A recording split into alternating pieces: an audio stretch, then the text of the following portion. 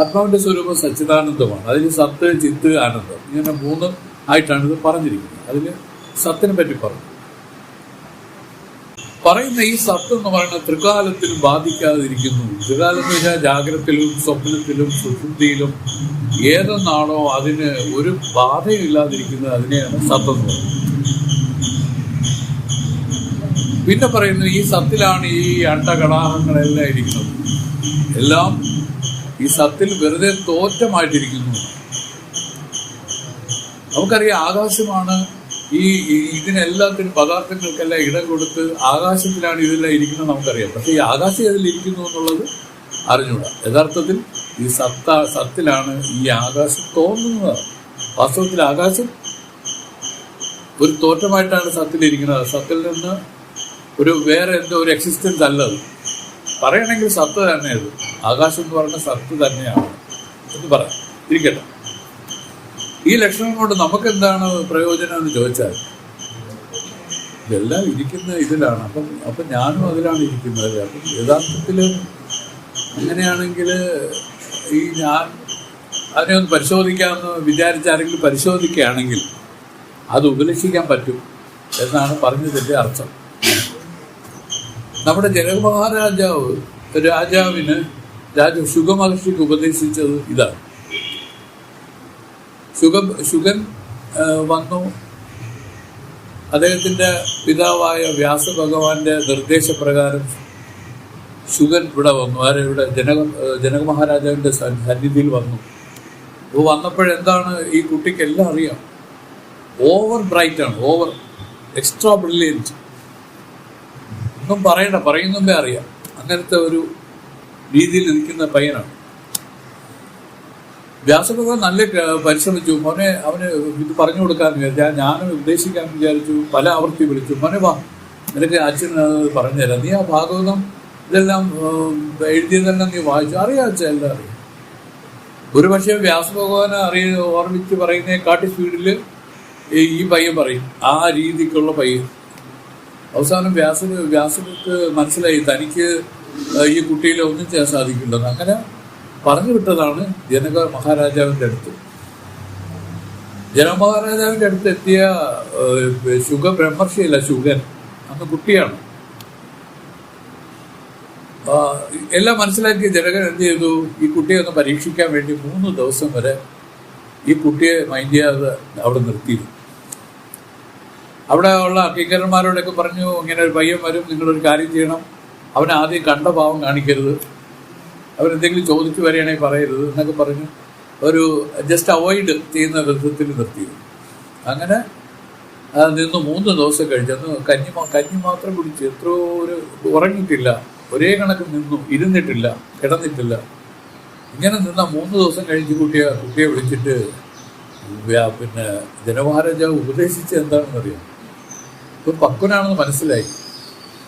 ഇനി ആഹാരമൊക്കെ കഴിക്കാതെ വന്നാൽ എന്ത് സംഭവിക്കും, കൂടുതൽ ഉറങ്ങാതെയൊക്കെ വന്നാൽ എന്ത് സംഭവിക്കുമെന്ന് ചോദിച്ചാൽ മനസ്സ് പ്രവർത്തിക്കില്ല. അതാണ് വലുതായിട്ട് മനസ്സിൽ വൃത്തികളുണ്ടാവില്ലെന്നാണ്. ഇങ്ങനെ നിർത്തിക്കൊണ്ട് ഉപദേശിച്ചതാണ്, മോനെ നീ ബ്രഹ്മത്തിലാണ് തപസ് ചെയ്യുന്നതെന്ന് ഒരൊറ്റ വാക്യം പറഞ്ഞതേ ഉള്ളൂ. ബ്രഹ്മത്തിലാണ് നീ തപസ് ചെയ്യുന്നത്. അപ്പം ആ കുട്ടിക്ക് എല്ലാം മനസ്സിലായി. അപ്പം തന്നെ ജ്ഞാനം ഉണ്ടായെന്നാണ് പറയുന്നത്. അപ്പം ജ്ഞാനം ഉണ്ടാകാനായിട്ട് ധാരാളമൊന്നും പഠിക്കേണ്ട കാര്യമൊന്നുമില്ല. പക്ഷേ മനസ്സ് ശുദ്ധമാവും. മനസ്സടങ്ങുന്നതിൻ്റെ ഒരു പ്രധാനമായിട്ട് അവർ പറയുന്ന ആഹാരം ഉപേക്ഷിച്ചാൽ കുറച്ച് മനസ്സടങ്ങുന്നില്ല. പണ്ട് ഉപവാസമൊക്കെ പറഞ്ഞ് എന്തിനാണെന്നറിയോ? പക്ഷേ മനസ്സിനെ ഒന്ന് അടക്കാനാണ്. മറ്റേത് മനസ്സ് ഇങ്ങനെ രാഗദ്വേഷ മതമത്സരങ്ങളിൽ എപ്പോഴും വ്യാപൃതമായി മനസ്സിരിക്കും. നമ്മളതൊരു പുതുമയായിട്ട് സൂക്ഷിക്കുകയും ചെയ്യും. പക്ഷെ നമ്മുടെ ജ്ഞാനത്തിനെ അത് ഭഞ്ജിച്ചുകൊണ്ടാണ് ഇത് പ്രത്യക്ഷപ്പെട്ടിരിക്കുന്നത് നമ്മളിൽ. അത് ഓർമ്മിച്ചോളാം.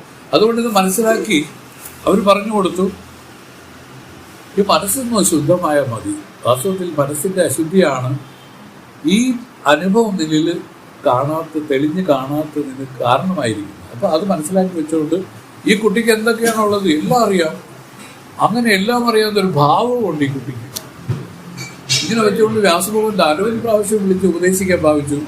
അവൻ പറഞ്ഞ ഒരു പദ്യം പറഞ്ഞു തുടങ്ങുമ്പോഴേ പറയും, ബാലൻ പറയും, ഇതെനിക്കറിയാം സാർ, ഇതെല്ലാം ഞാൻ പഠിച്ചു, എല്ലാം എനിക്ക് കാണാതെ അറിയാം സാർ. അതാണ് ഇവിടെ പഠിക്കാനുള്ളത്. ഇതിനകത്ത് അന്തർഭവിച്ചിരിക്കുന്ന ഒരു തത്വത്തെ ചൂണ്ടിക്കാണിക്കാൻ ശ്രമിക്കുകയാണ് ആര്? വ്യാസഭഗവാൻ. പക്ഷെ സാധിച്ചിട്ടില്ല. അങ്ങനെയാണ് വ്യാസഭഗവാൻ ജനകസഭയിലേക്ക് അയച്ചത്. ജനമഹാരാജാവ് ഇതെല്ലാം അറിയുന്ന ആളാണ്, ജ്ഞാനിയാണ് ജനമഹാരാജാവ്. അദ്ദേഹത്തിന് പ്രത്യേകത എന്ന് പറഞ്ഞാൽ അദ്ദേഹം വലിയ രാജാവ് എന്നുള്ള ഒരു പദവിയിൽ ഇരിക്കുന്നതുകൊണ്ട് എല്ലാവർക്കും അദ്ദേഹത്തിനോട് ബഹുമാനവും ആദരവും ഒക്കെയാണ്. അപ്പോൾ അതിനെയാണ് ശുഗമഹർഷിക്ക് ആ ഒരു സിറ്റുവേഷനാണ് ഇവിടെ സൃഷ്ടിക്കപ്പെട്ടത്, വേറെ ഒന്നുമില്ല. വന്നു 2-3 ദിവസം നിന്നെന്ന് പറഞ്ഞില്ലേ, ആ ദിവസം മൈൻഡ് ചെയ്തില്ല എന്നാണ് പറഞ്ഞത്. ആഹാരം കൊടുത്തില്ല.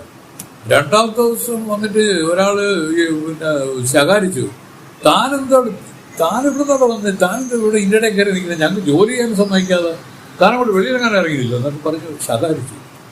ഇപ്പോഴും വളരെ ഒബീഡിയൻ്റ് ആയിട്ട് അങ്ങോട്ടും ഇങ്ങോട്ടൊക്കെ മാറി നിന്നതേ ഉള്ളൂ ആര്യശുഗൻ. 3ാമത്തെ ദിവസം അദ്ദേഹം പറഞ്ഞു, ആജ്ഞ അനുസരിച്ചാണ്. ആരുടെ? ജനമഹാരാജാവിൻ്റെ ആജ്ഞ പ്രകാരം പറഞ്ഞു, ഇന്ന് അവന് എന്തെങ്കിലും കന്യ വല്ലതും കൊടുക്കാൻ പറഞ്ഞു. എന്നെ വിളിച്ചോണ്ട് പോയിട്ട് വലിയ അവർ ദർബാർ ഹാളുണ്ട്, അവിടെ എല്ലാ വിഭവങ്ങളും ഉണ്ട്, പല വിധത്തിലുള്ള കാര്യങ്ങളുണ്ട്. അപ്പോൾ ഇതെല്ലാം ഇതിൻ്റെ ഇടയ്ക്ക് കൊണ്ടുപോയിട്ട് വല്ല കഴിക്കാൻ പറഞ്ഞു. അങ്ങനെ കഴിക്കാനായിട്ട് അത് ശ്രദ്ധിക്കാനും പറഞ്ഞു, എന്താണ് കഴിക്കുന്നതെന്ന് ശ്രദ്ധിച്ച് പറയണമെന്ന് പറഞ്ഞു. അങ്ങനെ ശ്രദ്ധിച്ചപ്പോൾ എന്താണ്, ഒന്നും കഴിച്ചില്ല, ഈ പറഞ്ഞ ഒരു വകയും കഴിച്ചിട്ടില്ല, ഒരുപാട് ഐറ്റംസ് അവിടെ ഉണ്ട്. ജസ്റ്റ് കുറച്ച് കഞ്ഞി കുടിച്ചെന്നാണ് പറഞ്ഞത്. അപ്പോൾ ഒരു ശകലം ചോറെടുത്ത് ഇത്തിരി വെള്ളമായിട്ടാണ് കുടിച്ചു. ഇതെല്ലാം ഒന്ന് ഇവിടെ റിപ്പോർട്ട് ചെയ്തുകൊണ്ടിരിക്കുകയാണ്, അപ്പോഴപ്പോഴേ റിപ്പോർട്ട് ചെയ്തുകൊണ്ടിരിക്കുകയാണ്. ആരെടുത്ത്? ജനമഹാരാജാവ്. മനസ്സിലായി, ജനമഹാരാജ് മനസ്സിലായി, പയ്യൻ പാകമായിരിക്കുകയാണ്. ഇനി ആ ജ്ഞാനോപദേശം ചെയ്താൽ മതി, അപ്പോൾ തന്നെ ആ ഈ പറഞ്ഞ അപരോക്ഷ അനുഭവം ഉണ്ടാവും. അങ്ങനെ വിളിച്ചു, മോനെ എന്നാണ് വിളിച്ചത്. മോനെന്ന് വിളിച്ചു. അതുവരെ മൈൻഡ് ചെയ്യാതിരുന്ന രാജാവ് മോനെന്ന് വിളിച്ചു. മോനെ, നീ ബ്രഹ്മത്തിലിരുന്നാണ് തപസ് ചെയ്യുന്നത്. നമുക്കിത് കേട്ടിട്ട് വല്ലതും തോന്നുന്നുണ്ടോ? തോന്നുന്നില്ല എന്നല്ല, എൻ്റെ അടുത്തുള്ള ഫാക്ട് ഇതാണ്. അതാണ് ഈ സത്താണ് സർവത്ര വ്യാപകമായി ഇരിക്കുന്നത്. ഇതിലാണ് എല്ലാവരും ഇരിക്കുന്നത്. ഈ ആകാശം അടക്കം എല്ലാം ഈ സത്തിലാണ് ഇരിക്കുന്നത്. ഇതിനെ ഒന്ന് ചെറുതായിട്ടൊന്ന് പരാമർശിച്ച് ആ മനസ്സ് ശുദ്ധിയുള്ളവർക്ക് ഉടനെ തന്നെ അതിൽ ജ്ഞാനം ഉണ്ടാവുന്നതാണ്. ഞാൻ ഇവിടെ ഇൻസിഡൻ്റായിട്ട് പറഞ്ഞ എന്താണ്, ആ സത്തെന്ന് പറഞ്ഞാൽ സർവത്ര എല്ലാവർക്കും അനുഭവത്തിലിരിക്കുന്ന ഒന്നാണ്.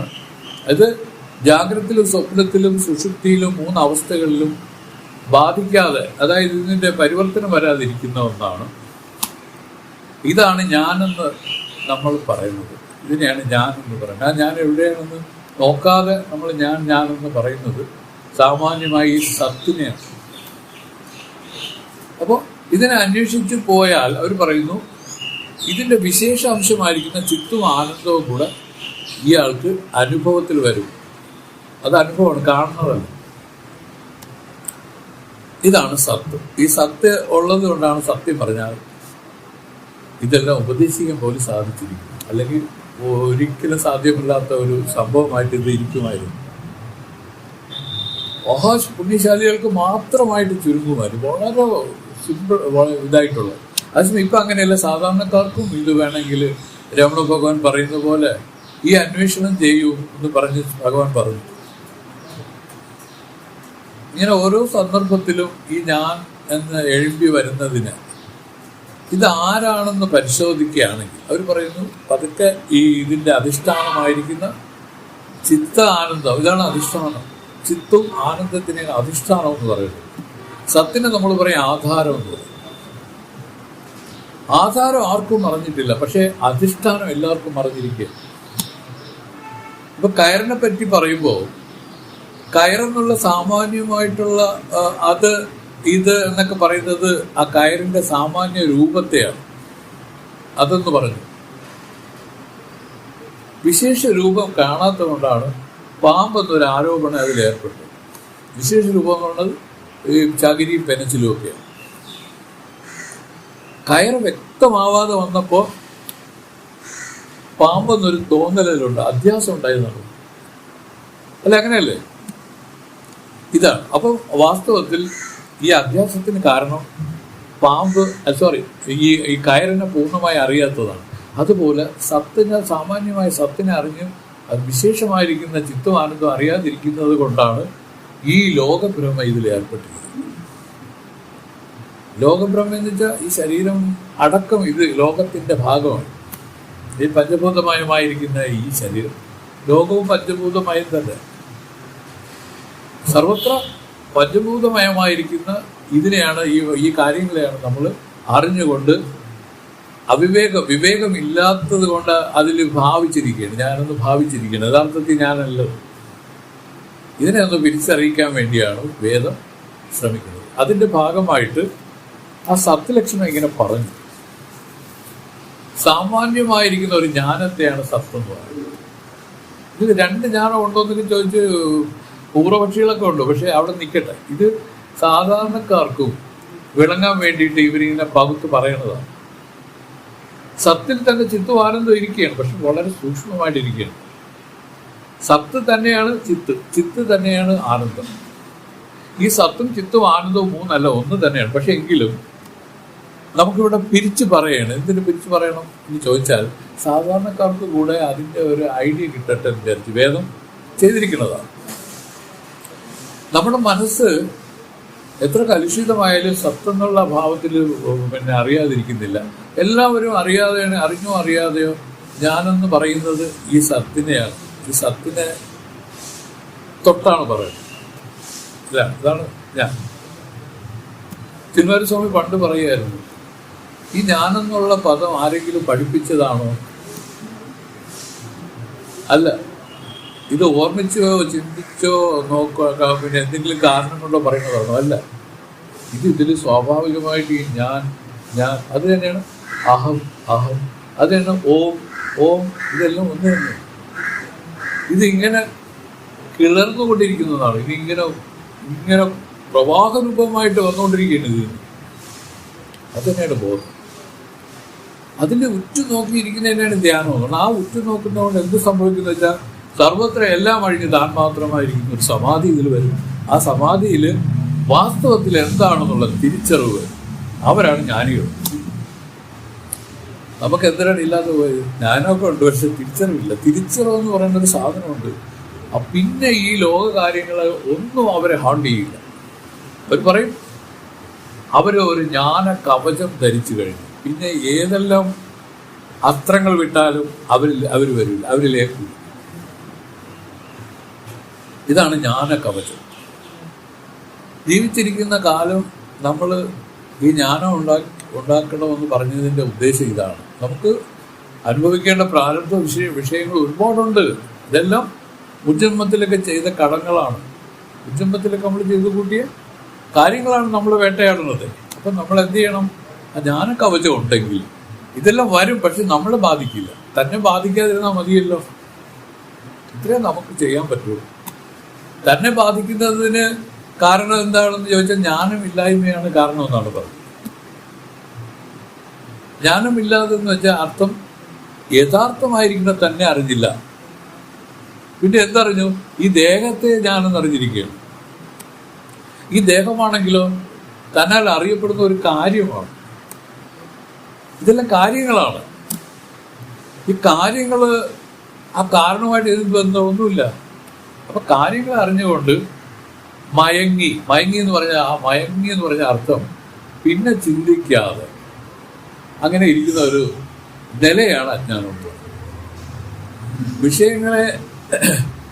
ഇതെല്ലാം വിഷയങ്ങളാണ്. ഈ ദേഹാദി പ്രപഞ്ചം എന്ന് പറയുന്ന വിഷയങ്ങളാണ്. ഇതെല്ലാം ഈ അറിവിനാൽ അറിയപ്പെടുന്ന കാര്യങ്ങളുമാണ്. എന്നാൽ അറിയപ്പെടുന്ന കാര്യങ്ങൾ അറിവാവോ? അല്ലല്ല, അറിവിന് വിലക്ഷണമാണ്. ഇതാണ് ഇവരുടെ ഒരു തിയറി.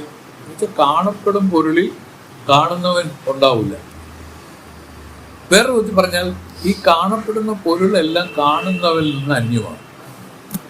അങ്ങനെ നോക്കുമ്പോൾ ഈ കാണപ്പെടുന്ന പൊരുളിനെ എല്ലാം മാറ്റി നിർത്തിയാൽ ഈ കാണുന്നവനെ അറിയാമല്ലോ എന്നുള്ള ഒരു സിദ്ധാന്തത്തെ സ്വീകരിച്ചുകൊണ്ടാണ് അവർ പറഞ്ഞത് ഈ കാണുന്ന അതായത് ഒന്നൊന്നായി എണ്ണി ഇതൊക്കെ സ്വാമി പറഞ്ഞിരിക്കുന്നത് ഇതിനെയാണ്. തൊട്ടെണ്ണം പൊരുളൊടുങ്ങിയാൽ നിന്നിടും ദൃക്കുപോലുള്ള നിലസ്പന്ദമാകണം. ഇതാണ് നിന്നിൽ അസ്പന്ദമായി വരേണ്ടത്. ഇതാണ് ജ്ഞാനം. അപ്പം ഓരോന്നായിട്ട് നമ്മൾ കാണുകയും കേൾക്കുകയും ഒക്കെ ചെയ്യുന്ന കാര്യങ്ങളൊക്കെ അത് കാര്യങ്ങളെന്നാണ് പറഞ്ഞത്. ഇതിനെല്ലാം അങ്ങോട്ട് എണ്ണി അങ്ങ് ഉപേക്ഷിക്കുകയാണ്. തൊട്ടെണ്ണുന്ന പൊരുളുകളെല്ലാം നിന്നിടത്ത് ഒടുങ്ങിയെടുത്ത് ഈ ദൃക്കുരൂപമായിട്ട് ഇത് നിൽക്കുമെന്നാണ്. ദൃക്കുരൂപം കേവല ദൃക്കായിട്ട് ഇത് നിൽക്കും. ഇങ്ങനെ ഇരിക്കുന്ന ദൃക്കുമയമായിട്ട് നീ അങ്ങനെ ഇരിക്കണം. അതിൽ അസ്പന്ദമായിരിക്കണം. മനസ്സാണ് സ്പന്ദിക്കുന്നതിനെയാണ് മനസ്സെന്ന് പറയുന്നത്. ആ സ്പന്ദനം വിട്ട് ആ അറിവേ രൂപമായിട്ട് എത്ര സമയം നിൽക്കും, അതാണ് സമാധി. സമാധി എന്ന് പറഞ്ഞാൽ നിർവികൽപ്പ സമാധി. എന്നിട്ട് നമുക്ക് 3 അവസ്ഥ പരിചയമുണ്ട്: ജാഗ്രം, സ്വപ്നം, സുഷുപ്തി. ഇനി ഒരു അവസ്ഥയാണ് തുര്യം. ഈ തുര്യം എന്ന് പറയുന്നത് ഇതിൽ വരുന്ന ഒരു അവസ്ഥ തന്നെയാണ്, പക്ഷേ ആ അവസ്ഥ ഡിവൈനാണ്. തുര്യം ഇത് സമാധിയാണ്. ഇതിനാണ് സമാധി എന്ന് പറയുന്നത്. ആ തുര്യബോധം, തുര്യനില ഇതിലേക്ക് വരും. വാസ്തവം പറഞ്ഞാൽ അവർ പറയുന്ന ഇതാണ്: ഈ തുര്യത്തിലാണ് പോലും ഈ ജാഗ്രവും സ്വപ്നവും സുഷുപ്തി വന്നിട്ട് പോകണം. ഉള്ളത് തുര്യബോധമാണ്. തുര്യബോധം ഒരു ഉണർവാണ്. ഈ ഉണർവിലാണ് ഈ ഉറക്കവും ഉറക്കവും ഈ ഉണർവും നിൽക്കുന്നത്. വാസ്തവത്തിൽ ആ ബൃഹത്തായ ഉണർവ് അറിയുന്നില്ല ആരും. അതാണ് വാസ്തവം.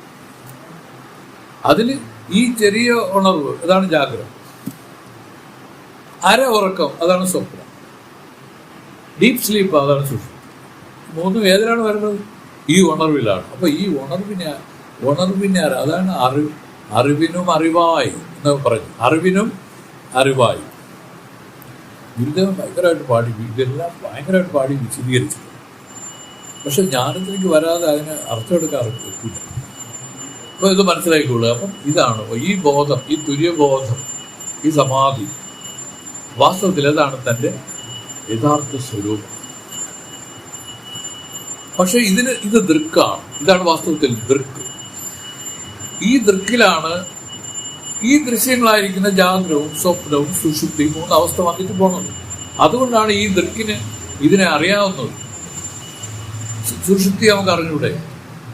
സാമാന്യമായിട്ടാണെങ്കിലും ആ ബുദ്ധി പകർന്ന് നമ്മൾ പറയല്ലേ, ഇന്നലെ സുഖമായി ഉറങ്ങി, ഒന്നും അറിഞ്ഞില്ല. എനിക്ക് തോന്നുന്നു രാത്രി ആഹാരം കഴിച്ചില്ല, അതായിരിക്കും കാരണം. ഇതൊക്കെ നമ്മൾ പറയില്ലേ. നല്ലൊരു ഉറക്കം കിട്ടി, സുഖമായി ഉറങ്ങി. വയറിളക്കാനുള്ള മരുന്നൊക്കെ കുടിച്ച് വയറിളക്കിയതിന് ശേഷം ഒരു സ്ലീപ്പുണ്ട്, ഒരു ഡീപ്പ് സ്ലീപ്പ്. ഇതൊക്കെ അനുഭവിച്ചറിയാനുള്ള കാര്യങ്ങളാണ്. ഇതിനെ പരിചയപ്പെടുത്താനാണ് ശിവരാത്രി വെച്ചിരിക്കുന്നത്. ഉറങ്ങാതെ ഇരുന്ന് ഒരു ഉറക്കം ഇതിലുണ്ടാവും. അത് ഡീപ്പ് സ്ലീപ്പാണ്. അല്ലാതെ നമ്മൾക്ക് ആർക്കും ഡീപ്പ് സ്ലീപ്പ് ഇല്ല. പക്ഷേ ഡീപ്പ് സ്ലീപ്പിൻ്റെ ഡിവൈനാണ്. അതിനാണ് സുഷുപ്തി എന്ന് പറയുന്നത്. സുഷുപ്തി ആർക്കും ഇല്ല. ഭയങ്കര പുണ്യശാലികൾക്ക് സുഷുപ്തിയുള്ളൂ. പക്ഷെ വേദം പറഞ്ഞിരിക്കുന്നു ജാഗ്രം, സ്വപ്നം, സുഷുപ്തിയൊക്കെ വന്നിട്ട് പോകുന്നു. ആർക്ക് വരണം? അങ്ങനെയുള്ള പ്രത്യേകതയുള്ള ആളുകൾക്കാണ് ഇത് വരുന്നത്. മഹത്തുക്കളുടെ ഡീപ്പ് സ്ലീപ്പ് തന്നെയാണ് സമാധി.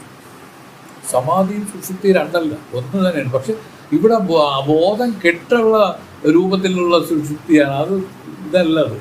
അത് അജ്ഞാന സുഷുപ്തി. അത് ജ്ഞാനത്തിലേക്കും വരും. മനസ്സിലായി? മനസ്സ് ലയിച്ചതാണ് സുഷുപ്തിയായിട്ട് പറയുന്നത്. മനസ്സെന്ന് പറഞ്ഞാൽ എന്താണ് താരം? വൃത്തികളെയാണ്. വൃത്തയോ മന. മനസ്സെന്ന് പറയുന്ന വൃത്തികളെയാണ്. വൃത്തികൾ ഏതൊക്കെയാണ്? വൃത്തികളെന്ന് പറഞ്ഞാൽ രാഗം, ദ്വേഷം, താപം, ക്രോധം, ലോഭം, മോഹം, ഇങ്ങനെയുള്ള വൃത്തികൾ. ഇതാണ് ചിത്തവൃത്തികൾ. ഈ വൃത്തികൾ ഇല്ലെങ്കിൽ മനസ്സില്ല എന്നാണ് അർത്ഥം. വൃത്തികളില്ലാതെ കേവല മനസ്സായിട്ട്, അതാണ് ശുദ്ധ അറിവായിട്ടിരിക്കും, ശുദ്ധ ബോധമായിട്ടിരിക്കും. അതിൽ വൃത്തികൾ വരുമ്പോൾ മനസ്സായി. അതാണ് സങ്കല്പം. പഴയകാല ഓർമ്മകൾ വരുമ്പോൾ ചിത്തമായി. ഞാനെന്ന ഭാവം ഇതിൽ മുഴച്ചു വരും. എപ്പോഴും ഇല്ല. ഇതൊക്കെ വരും പോകും. ഇതിനൊന്നും സ്ഥായിയായ ഒരു നിലനിൽപ്പ് ഇതിലില്ല. അതുകൊണ്ട് തന്നെയാണ് അവർ പറഞ്ഞത് ഇതെല്ലാം വന്നിട്ട് പോകുന്ന മായാകാര്യങ്ങളാണ്. ഉണ്ടാകുന്നു, കുറച്ചു കാലം നിലനിൽക്കുന്നു, ഇല്ലാതാകുന്നു. പക്ഷെ ഉണ്ടായത് എവിടെയാണ് ഉണ്ടായത്? എവിടെയാണ് നിലനിന്നത്? എവിടെയാണ് ഇല്ലാതായത് എന്ന് ചോദിച്ചാൽ ഒരു ഉദാഹരണം പറയുകയാണെങ്കിൽ സമുദ്രത്തിൽ ഒരു തിര ഉണ്ടാവുന്നു, കുറച്ചു നേരം അത് നിലനിൽക്കുന്നു, അത് എഴുതിയില്ലാതാവും. ഇതുപോലെ വാസ്തവത്തിൽ ഇത് എവിടെയാണ് ഉണ്ടായത്, എവിടെയാണ് നിലനിന്നത്, എവിടെയാണ് ഇല്ലാതായതെന്നൊക്കെ നോക്കുന്നതിനെയാണ് ആ സമുദ്രം എന്ന് അറിയുന്ന പോലെ ഇവിടെയും അത് തന്നെ. ഈ അറിവിലാണ് ഇതെല്ലാം ഉണ്ടാവുകയും കുറച്ച് നിലനിൽക്കുകയും ഇല്ലാതാവുകയും ചെയ്യുന്നത്. ഉണ്ടാവുകയും നിലനിൽക്കുകയും ഇല്ലാതാവുകയും ചെയ്യുന്ന കാര്യങ്ങളെയാണ് മായാകാര്യങ്ങളെന്ന് പറയുന്നത്. എന്നിട്ട് അവർ പറഞ്ഞു ഇത് മായ ഇല്ലാത്തതാണ്, ഇത് വെറുതെ ഒരു ഭ്രമമാണ് എന്നൊക്കെ അവർ നമുക്ക് പറഞ്ഞു തരികയാണ്. എന്ന് വിചാരിച്ച് ഇതൊക്കെ ഒറ്റയടിക്ക് വിട്ടുകൊണ്ടൊന്നും വരാനല്ല ഉദ്ദേശിക്കുന്നത്. ഈ താല്പര്യത്തെ ഗ്രഹിച്ചുകൊണ്ട് ഇതിന് വിവേകത്തോടു കൂടി നിന്ന് ഇത് സംബന്ധിച്ച് ഉടലെടുക്കുന്ന വ്യവഹാരങ്ങളെ ഒഴിക്കാനാണ്. ഇത് എന്തായാലും പ്രവർത്തിച്ചേ പറ്റും. കർമ്മമല്ലേ ഇത്? നമുക്ക് വന്നിരിക്കുന്ന കർമ്മമല്ല അനുഭവിച്ച് തീർക്കാൻ വേണ്ടി വന്നിരിക്കുകയാണ്. പക്ഷെ അനുഭവിക്കുമ്പോൾ അതിൽ പിന്നീട് പുനർകർമ്മങ്ങൾ അവതരിക്കാതിരിക്കാൻ എന്ത് വേണം? ജ്ഞാനം ഉണ്ടാവണം. ജ്ഞാനം എന്ന് വെച്ചാൽ വിവേകം ഉണ്ടാവണം. ഇത് കഥയില്ലാത്തതാണെന്നുള്ള ജ്ഞാനം, അതായത് ആ മായാകാര്യങ്ങളെന്നുള്ള ജ്ഞാനമാണ് ഇവിടെ ഉപദേശിക്കുന്നത്. ഇത് കേവലം ഇതിൽ വ്യതിരിക്തമായി ഇതൊരു കാര്യങ്ങളായിരിക്കുകയാണ്. ഇത് വാസ്തവമല്ല. ഇതിന് സ്വയമായ ഒരു നിലനിൽപ്പില്ല.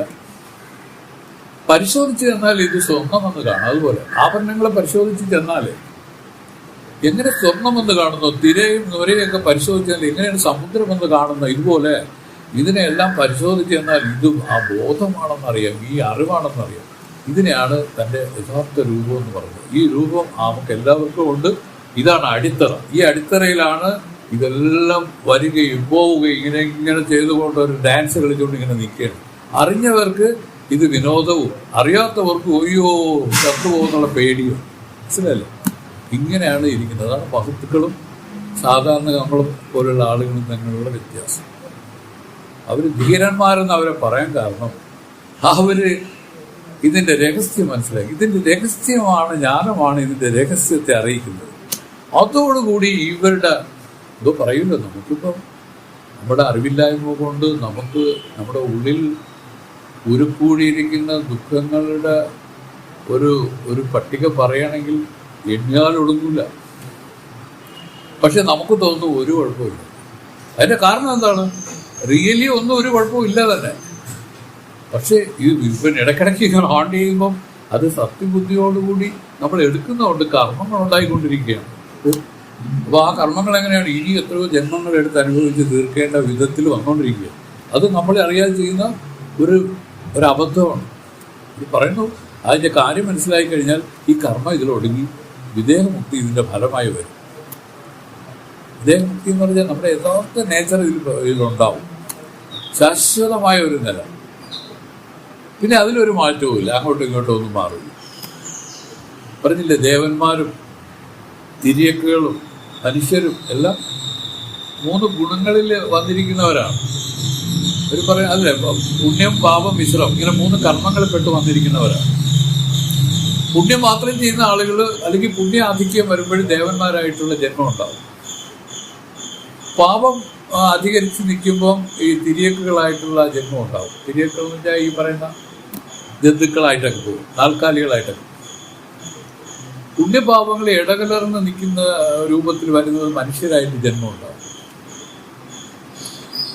അപ്പോൾ മനുഷ്യൻ ജന്മം വന്നാലോ ഈ പുണ്യവും പാപവും ഇടകലർത്തി ചെയ്യാതെ പുണ്യവും പാപവും രണ്ടും കൂടെ ഈശ്വരാർപ്പണം ചെയ്തിട്ട് തൻ്റെ സ്വരൂപത്തെ അറിഞ്ഞ് മുക്തരാവാൻ സാധിക്കും. പുണ്യം പാപം, ഇതാണ് 2 ശരീരങ്ങൾ. അത് ദേവശരീരം, മൃഗശരീരം. മനുഷ്യ ശരീരം ഇതിൽ രണ്ടിൻ്റെ ഒരു സമ്മിശ്രമാണ് ഈ മനുഷ്യ ശരീരം. ഈ ദേവനെ അറിയാം, മനുഷ്യനെ അറിയാം, ഇത് രണ്ടും ഇതിലിരിക്കുകയാണ്. പക്ഷെ ഇതിനെ അറിഞ്ഞുകൊണ്ട് ഇതിന്റെ കാരണം പുണ്യഭാവങ്ങളാണല്ലോ. ഈ പുണ്യത്തെയും പാപത്തെയും ഈശ്വരാർപ്പണം ചെയ്യും. ശബരിമല പോണത് ഇതിനാണ് ഇരുമുടിക്കെട്ടാണ്. രണ്ട് വശത്ത് രണ്ട് തേങ്ങ ഇങ്ങനെ ഇടുകയില്ല. അതിൽ ഒന്ന് പാപമാണ്, ഒന്ന് പുണ്യമാണ്. ഇത് രണ്ടും കൂടെ കൊണ്ട് അയ്യപ്പനോട് സമർപ്പിക്കുന്നു. എനിക്കിനി പുണ്യവും വേണ്ട, എനിക്കൊരു പാപവും വേണ്ട. ഇത് രണ്ടും തന്നി. കാരണം ഇത് രണ്ടുമാണ് ഇനി വരാൻ പോണ ജന്മങ്ങൾക്ക് കാരണമാവാൻ പോണത്. ഇത് രണ്ടും കൂടെ ഈശ്വരന് സമർപ്പിച്ചിട്ട് കേവലം ആ ഞാനായിട്ടിരിക്കുന്ന ആ നില, അത് മാത്രം മതി എന്നുള്ള ഒരു പ്രാർത്ഥനയിലാണ് അവിടെ ചെന്നത്. വാസ്തവം പറഞ്ഞത് രണ്ട് ഇറങ്ങുമ്പോൾ അയ്യപ്പനായി. അവിടെ ഇരിക്കുന്ന അയ്യപ്പൻ, ഇവിടെ നിൽക്കുന്നതും അയ്യപ്പൻ, സർവത്ര അയ്യപ്പനായി മാറി. ഇതാണ് ഇത്. ഇപ്പൊ പുണ്യഭാവങ്ങൾ നമുക്ക് വേണ്ട. ഇപ്പൊ ഇവിടെ ഇപ്പൊ പറയേണ്ട കാര്യം എന്ന് വെച്ചാൽ ഒരു സാമാന്യമായിട്ട് ഞാൻ പറഞ്ഞതാണ്. ഇനി ചിത്തിനെ പറ്റി അവലോകനം ചെയ്യാൻ പോവുകയാണ്. സത്തിനെ പറ്റി പറഞ്ഞു, ധാരാളം പറഞ്ഞു. സത്താണ് വാസ്തവത്തിൽ ഉള്ളത്, എപ്പോഴും ത്രികാലത്തും ഉള്ളത് സത്താണ്. ഇതിൽ കേവലം ഒരു തോറ്റമായിട്ടാണ് ഈ ആകാശാദി പ്രപഞ്ചം ഇരിക്കുന്നത്. ഇതിനൊക്കെ നാശമുണ്ട്, പക്ഷെ സത്തിന് നാശമില്ല. ആളുകൾ പറയും സത്തുപോയെന്ന് പറഞ്ഞാൽ അതിൻ്റെ അർത്ഥം ഇതല്ല. ചത്തുപോയെന്നൊക്കെ പറയുന്നില്ല. ഇതിന് ഒരു നാശവുമില്ല. ഇത് ജാഗ്രതയിലും സ്വപ്നത്തിലും സുഷുപ്തിയിലും മൂർച്ചയിലും മരണത്തിലും ഒന്നും മാറാതെ ഏതൊന്നുണ്ടോ അതാണ് സത്യം. ഈ സത്തിന് ദേശം കൊണ്ടോ കാലം കൊണ്ടോ അവസ്ഥ കൊണ്ടോ ഒരു നാശവും സംഭവിക്കുന്നില്ല. ഇതാണ് സത്യം. ഈ സത്താണ് യഥാർത്ഥ രൂപം നമ്മുടെ. അതിനൊന്ന് റെക്കഗ്നൈസ് ചെയ്യുന്നത്, അതിനെയാണ് സാക്ഷാത്കാരമായിട്ട് പറഞ്ഞത്. അതിനെ റെക്കഗ്നൈസ് ചെയ്യണം. അതിന് നമ്മൾ മറന്നുപോയി. നമ്മളിപ്പോൾ എല്ലാവരും വലിയൊരു മറതി, ഇതിനെയാണ് അജ്ഞാനം. മറതി എന്ന് പറഞ്ഞാലും അജ്ഞാനം എന്നുള്ള പേരാണ്. ഒരു ഭയങ്കര മറതിയിലായിപ്പോയി. അയ്യോ, വെച്ച സാധനം എവിടെയെന്നുള്ള രീതിക്ക് കിടന്ന് അലഞ്ഞുകൊണ്ടിരിക്കുകയാണ്. ഇതാണ് വ്യവഹാരം. നമ്മൾ വെച്ചത് ഏതാണ്? പരമാനന്ദ സ്വരൂപമായിരിക്കും തന്നെ കഷ്ടപ്പെട്ടിരിക്കുന്നത്. വാസ്തവത്തിൽ ഇതിലെല്ലാവർക്കും അറിവുണ്ട്, ബോധമുണ്ട് ഇതിൽ. അതുകൊണ്ടാണ് തെരച്ചിൽ നടക്കുന്നത്. അത് അവിടെ തേടി ഇവിടെ തേടി അപ്പുറത്ത് തേടി. ഇതാണ് നമ്മുടെ കുടുംബമായിട്ട് ജീവിതം എന്ന് പറയുന്നത്. ഇങ്ങനെ ഇതിനെ അന്വേഷിക്കുന്ന ഏതിനെയാണ്? ഈ സുഖത്തിന്, ഈ ആനന്ദത്തെയാണ് അന്വേഷിക്കുന്നത്. ആനന്ദം ഇപ്പോൾ ഒരാൾ പറഞ്ഞു വല്ല ഒരു വീട് വെച്ചാൽ സുഖമുണ്ടാവും എന്ന് കരുതി ഒരു വീട് വയ്ക്കുന്നു. അപ്പോൾ പിന്നെ അതിൽ പിന്നെ മാർബിൾ ഇട്ടാൽ കുറച്ചുകൂടെ സുഖമുണ്ടാവും. ഇങ്ങനെ ഓരോന്നും സുഖത്തിനെ ആഗ്രഹിച്ചല്ലേ നമ്മൾ ചെയ്യുന്നത്. പക്ഷെ ആ സുഖം എങ്ങനെയൊക്കെ ഉള്ളതാണ്? ചിലർക്ക് എങ്ങനെയാണ് അത് ഇടുന്ന വേറൊരാൾ കാണുന്നതിലാണ് ഒരു സുഖം, അല്ലേ? വില മതിക്കും എന്നുള്ള. ഇപ്പൊ ഏത് രൂപത്തിലായാലും സുഖം ആഗ്രഹിച്ചുകൊണ്ടാണ് ഈ ലോകത്തിലുള്ള സകല പ്രാണികളും വ്യവഹാരത്തിൽ അകപ്പെട്ടിരിക്കുന്നത്. അവർ പറഞ്ഞു കൊടുത്ത ഈ സുഖം വെളിയിലല്ല, അത് നിന്റെ ആത്മാവിലാണ് ഇരിക്കുന്നത്. അതിനെ അറിഞ്ഞാൽ ആനന്ദമായിരിക്കും. എന്നുവെച്ചാൽ പിന്നെ സുഖമോ ദുഃഖമോ മാറി മാറി ഓസിലേറ്റ് ചെയ്യാതെ ആനന്ദമായിട്ട് നിനക്ക് നിൽക്കാൻ പറ്റും. അതാണ് വാസ്തവത്തിലുള്ളത് എന്ന് പറഞ്ഞു കൊടുത്തു. ഇതിനെ അതിനെ വിട്ടാൽ മതി. ഈ അതിനാണ് പുണ്യവും ഭാവമായിട്ടിരിക്കും, അതിനാണ് സുഖവും ദുഃഖമായിട്ടിരിക്കും. ഇതെല്ലാം മനസ്സിലാക്കിക്കൊണ്ട് ഒരാൾക്ക് ഇതിൻ്റെ കാര്യത്തിലേക്ക് ഈ ലോക കാര്യങ്ങൾ, ഇത് കാര്യങ്ങളാണ്. ഈ കാര്യങ്ങളിൽ അതിൻ്റെ കാരണത്തെ ചിന്തിച്ചു പോയാൽ വാസ്തവത്തിൽ ഇതെല്ലാം താനായിട്ട് തന്നെ ഇരിക്കും. അപ്പോൾ ആഭരണങ്ങൾ കാര്യങ്ങളാണ്. അത് ആഭരണങ്ങൾ ചിന്തിക്കേണ്ട തങ്ങളുടെ ഉറവിടം, തൻ്റെ അധിഷ്ഠാനം ഏതാണെന്ന് ചിന്തിച്ചാൽ ആഭരണങ്ങൾക്ക് അത് സ്വന്തമാണെന്ന് അറിഞ്ഞ് അതിൽ ഈ പറഞ്ഞ ദ്വൈതം അകറ്റാൻ പറ്റും. അല്ലെങ്കിൽ പറയും, മാല പറയും ഞാനാണ് വലുത്, മോതിരം പറയും അല്ലല്ല ഞാനാണ് കുറച്ചുകൂടെ ഉരുക്കായിട്ടിരിക്കുകയാണ്, എനിക്ക് കുറച്ചുകൂടെ മൂല്യമുണ്ടെന്ന് പറയും. ഒത്തുപണിയൊന്നുമില്ലല്ലോ, അല്ലേ? ഇവർ തങ്ങളുള്ള ശണ്ട പോലെയാണ് ഈ ശണ്ടകൾ ഇതിൽ നടക്കുന്നത്. പക്ഷെ അത് എപ്പോഴാ ശണ്ട തീരുമെന്ന് ചോദിച്ചാൽ മോതിരവും മാലയും തൻ്റെ അധിഷ്ഠാനത്തെ അറിഞ്ഞാൽ മതി. അപ്പോൾ അവർ പറയും നമ്മൾ രണ്ടും ഒന്ന് എന്നല്ലേ എന്നുള്ളത്. വാസ്തവത്തിൽ നമ്മൾ ഒന്നായിരുന്നു, പക്ഷെ നമുക്കറിയാതെ പോയി. അതുകൊണ്ടാണ് നീ എന്ന് ഞാൻ എന്നൊക്കെ ഈ വേർതിരിവ് വന്ന് ഈ വിപ്ലവങ്ങൾ അത്രയും ഉണ്ടായത് എന്നൊക്കെ അവർ പറയില്ല. ചെറിയൊരു ഇതാണ്. ഇപ്പം ഇങ്ങനെയാണ് ഈ കാര്യങ്ങൾ ആ കാര്യരൂപത്തിൽ ഇത് വന്നിട്ട് ആ കാരണത്തെ മറന്നിരുന്ന് ഈ വ്യവഹാരം ഏർപ്പെട്ടിരിക്കുന്നു. അതുകൊണ്ടാണ് പറഞ്ഞത് നമ്മളും ഇതിൻ്റെ കാരണം എന്താണ്? ഈ ആത്മാവ്. ഇതിന് കാരണമൊന്നുമല്ല. ഒരു ചെറിയൊരു ഇതിനു വേണ്ടി ജസ്റ്റിഫിക്കേഷനിൽ പറയുകയാണ്. ആത്മ ഒന്നിനും കാരണമല്ല. സൂര്യൻ എന്തെങ്കിലും കാരണമാണോ? അതുപോലെയാണ്. അപ്പോൾ ഇരിക്കട്ടെ. അപ്പോൾ ഇതാണ് അതിൻ്റെ കാരണത്തെ ചിന്തിച്ചാൽ ആ കാര്യങ്ങളെല്ലാം കാരണത്തിൽ ഒടുങ്ങി കാരണം കൂടെ ഇല്ലാതാവും.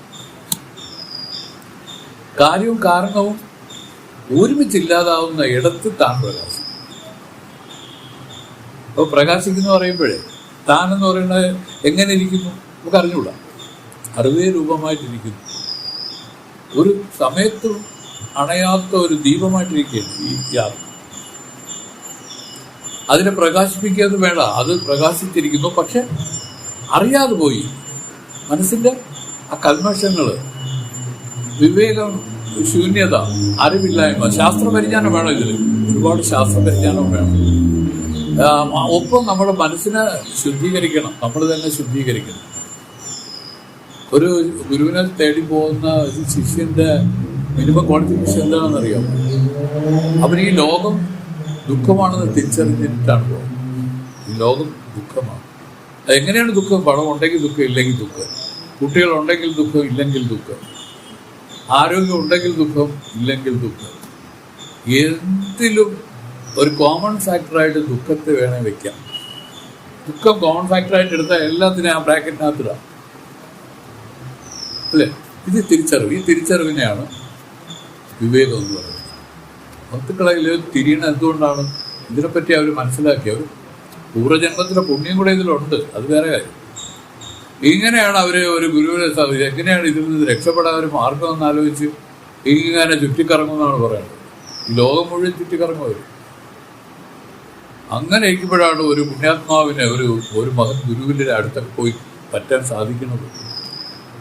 കണ്ടുടനെ തന്നെ അവരെ നോട്ടം കൊണ്ട് തന്നെ ഇയാളെ അവരെങ്ങനെയാണ് ചെയ്യുന്നതെന്ന് അറിയാം? മീനിനെ പോലെ, അതുപോലെ പക്ഷിയെപ്പോലെ, ആമയെപ്പോലെ 3 രൂപത്തിലും ഇവര് ഈ ആളുടെ ആ പാപാംശത്തിനെ കവർന്നത്. വേദത്തിൽ പറയുന്നതാണ് 3 രൂപമാണ്. മീനിനെ പോലെ, ആമയെപ്പോലെ, പക്ഷിയെപ്പോലെ, ഇങ്ങനെയൊക്കെ ഉണ്ട്. അത് പറഞ്ഞുതരാം പിന്നെ. അപ്പൊ ഈ രൂപത്തിൽ ആ ഗുരു ഇയാളെ സഞ്ചിത കർമ്മങ്ങളെ ഒന്ന് നോക്കി ഇതിനെ ഒന്ന് ഇവന്റെ അതിന്റെ പ്രാബല്യം ഇവരിലൊന്ന് കുറയട്ടെ എന്നൊരു സങ്കല്പത്തിൽ ഇവർ അനുഗ്രഹിക്കും. അതോടുകൂടി പെട്ടെന്ന് തന്നെ ഇയാൾക്ക് അതങ്ങോട്ട് താണിട്ട് ഈ അനുഭവം ഇതിൽ പ്രത്യക്ഷമായി കുറച്ച് സമയത്തേക്ക്. അപ്പൊ അവർ പറയും, സ്വാമി ഒന്ന് കണ്ടു, എന്തായി? സ്വാമിയുടെ അടുത്ത് ചെന്നപ്പോൾ തന്നെ എല്ലാം ആയി. അങ്ങനെ കൂടെ സമയം കാണാൻ വരാം. ഇങ്ങനെയാണ് അവർ പിടിക്കുന്നത്. ഞാൻ പിടിച്ചിട്ട് അവൻ്റെ യഥാർത്ഥ സ്വരൂപത്തെ അറിയിച്ച് അവരെ ശാശ്വത മുക്തി പ്രദാനം ചെയ്യുകയാണ്. അങ്ങനെയാണ് നമ്മുടെ ഗുരുക്കന്മാരിരിക്കുന്നത്. ഇതിൽ മുക്തി എന്ന് പറഞ്ഞാൽ നമുക്കെന്തെങ്കിലും ചോദിച്ച് നിൽക്കുന്നവരോടൊന്നും പറയാനൊന്നും പറ്റുമോ? അതാണ് പറഞ്ഞത്, ഇതിൽ അധികാരി പ്രധാനമാണ്. അധികാരികൾക്കാണ് ഇത് ഉപദേശിക്കേണ്ടത്. പിന്നെ വേറൊന്നുണ്ട്, നമ്മളെല്ലാം ഇത് കേട്ട് അധികാരികളായി മാറാം, അല്ലേ? ഞങ്ങളൊക്കെ അങ്ങനെയായിരുന്നല്ലോ. സ്വാമി പറഞ്ഞപ്പോൾ നമുക്കൊന്നും അതിനെപ്പറ്റി അത്ര വിവരമൊന്നുമില്ലായിരുന്നു. ഞാൻ പറഞ്ഞു കുറേയൊക്കെ കേട്ടു, കുറച്ച് പേരൊക്കെ പൊക്കളെ. കാരണം അവരിത് ഒരേ കാര്യം ഇങ്ങനെ കേട്ടോണ്ടിരുന്ന ബോറടിച്ച് ചാവൂല, അത് ഏറ്റവും മക്കളെ, അല്ലേ? പക്ഷെ പിടിച്ചു നിന്നവർക്കെല്ലാം അവരുടെ പിന്നീടുള്ള സൂക്ഷ്മത്തിലുള്ള അനുഗ്രഹങ്ങൾ വന്നിട്ടുണ്ട്. അതിവിടെ ഈ ആത്മത്തിൽ കാണാം. ഗുരുക്കന്മാരെ പിടിച്ചാൽ അവരെ എളുപ്പമൊന്നും പിടിക്കാൻ ഒക്കില്ല. കാരണം അവർ ചെയ്യുന്നതൊന്നും നമുക്ക് അക്സെപ്റ്റ് ചെയ്യാൻ സാധിക്കുന്നതായി വരണമെന്നില്ല. പക്ഷേ എങ്ങനെ ആയാലും ആ പിടിവിടാതെ നിൽക്കുകയാണെങ്കിൽ, ഞാനാണ് പറഞ്ഞത്, മർക്കട ന്യായം പോലെ എന്ന് പറയും. ഈ കുരങ്ങ് കുട്ടിയെ പിടിക്കുകയൊന്നുമില്ല. ഈ കുരങ്ങ് എന്ത് ചെയ്യണം? ഇതിൻ്റെ അള്ളി പിടിച്ചെങ്കിൽ ഈ കുരങ്ങിൽ ഇരുന്നോളണം. അത് ഇങ്ങനെ അള്ളി പിടിച്ചിരിക്കും. ഇത് മരങ്ങളൊക്കെ ചാവും. ഓരോ ചാട്ടത്തിലും തെറിച്ചൊക്കെ പോവാം, പക്ഷെ വിട്ട് കളഞ്ഞാൽ തെറിച്ചു. ഒരു ശിഷ്യൻ എങ്ങനെ ഇരിക്കണം? മർക്കട ന്യായം പോലെ ഇരിക്കണം. കുരങ്ങ് പിടിച്ചേക്കും പോലെ പിടിച്ചേക്കണം ഗുരുവിനെ. ഇനി മാർജാറി ന്യായം എന്നൊരു സാധനം കൂടെ ഉണ്ട്. അത് ഗുരു ശിഷ്യന്മാരോട് ചെയ്തതാണ്. ഈ പൂച്ച അതിൻ്റെ കുട്ടികളെ എടുത്തോണ്ട് പോകാനായിട്ടില്ല. അത് ഇങ്ങനെ കപ്പിക്കൊണ്ടങ്ങ് പോകും. അതിന് പേടിക്കാനൊന്നുമില്ല, അത് താഴെ വീഴൊന്നുമില്ല. പക്ഷെ ആദ്യം ഒരു ഗുരുവിനെ മർക്കട ന്യായം പോലെ ആശ്രയിക്കണം. ഇതിപ്പോൾ അങ്ങനെയല്ല. ഇടയ്ക്കും പുറയ്ക്കും ഗുരുവിന് സംശയം. ഇതിലാണ് നമ്മൾ കഴിക്കും പോലെ ആഹാരം കഴിക്കുകയല്ലേ. അല്ലെ പറയുമ്പോൾ തമാശകളൊക്കെ പറഞ്ഞ് ചിരിക്കുകയൊക്കെ ചെയ്യും. അപ്പോഴൊരു ലാഘവത്വം വരും, ഇല്ലേ? അതാണ് ഗുരുക്കന്മാരിൽ ചില ഗുരുക്കന്മാരൊക്കെ വളരെ സെക്ലൂഡഡ് ആണ്. ഇപ്പോൾ സായിബാബ സ്വാമിയെ പോയി പെട്ടെന്ന് കാണാൻ പറ്റില്ല. അല്ല, ഇന്ന് പറ്റില്ല എന്ന് പറയുമെന്ന് പറയും. പറഞ്ഞു. അപ്പോൾ അതിലൊരു ഒരു ഇതുണ്ടാവും അല്ലേ, ഒരു പ്രത്യേകത ഉണ്ടാവും. സ്വാമി ഒന്ന് കാണാൻ എത്ര ദിവസമായി. അങ്ങനെയൊക്കെ വന്ന് കാണുമ്പോൾ അതിനൊരു പ്രത്യേകത പോലെ തോന്നും. അവർ പറയുന്നത് എന്തോ വലിയ കാര്യം പോലെ അവർക്ക് അനുഭവം വരുന്നത്. സാധാരണ ആളുകളാണ് ഇവരൊക്കെ. ഇവർക്ക് ഒന്നുമില്ല. വെള്ളം കൊണ്ടു കൊടുത്തോണ്ട് വരും. സാധാരണ ഇത് വഴക്കുറയും. ഞങ്ങളൊക്കെ ചിലപ്പോൾ ഇട്ട് വഴക്കുറയും. ഗുരുവിനെ ഗുരുവായിട്ട് കാണുന്നത് ജിസി, അല്ല സാറല്ല. ലക്ഷ്മി സ്വാമിയെ അങ്ങനെ സാറെന്ന് വിളിക്കുന്ന കുറേ പേരൂടെ ഉണ്ട്. ഗുരുവെന്ന് കാണാത്തിടത്തോളം ആ ആത്മവിദ്യ വിളങ്ങില്ല. ഗുരു എന്ന് പറയുന്നത് സാറല്ല. സാറെന്ന് പറയുന്നത് സയൻസ് പഠിപ്പിക്കുന്ന ആള്, മാത്തമാറ്റിക്സ് പഠിപ്പിക്കുന്ന ആൾ സാറ്. കാരണം ആ സാറ് എവിടുന്നോ കാണാൻ പഠിച്ചുകൊണ്ട് പഠിപ്പിക്കുകയാണ്. ഇത് അങ്ങനെയല്ല. ഇത് അവരുടെ അനുഭവം, അവരുടെ സ്വയം അനുഭവത്തെ ഇങ്ങനെ അങ്ങോട്ട് പ്രകാശിപ്പിക്കുകയാണ് അവർ. മനസ്സിലായില്ലേ? അത് ആരെയൊന്നും പഠിച്ചതല്ല. അവർ അതായത് ഗുരു ആ ഇരുട്ടിനെ പ്രകാശിപ്പിക്കുന്ന ആളെന്നാണ് അർത്ഥം.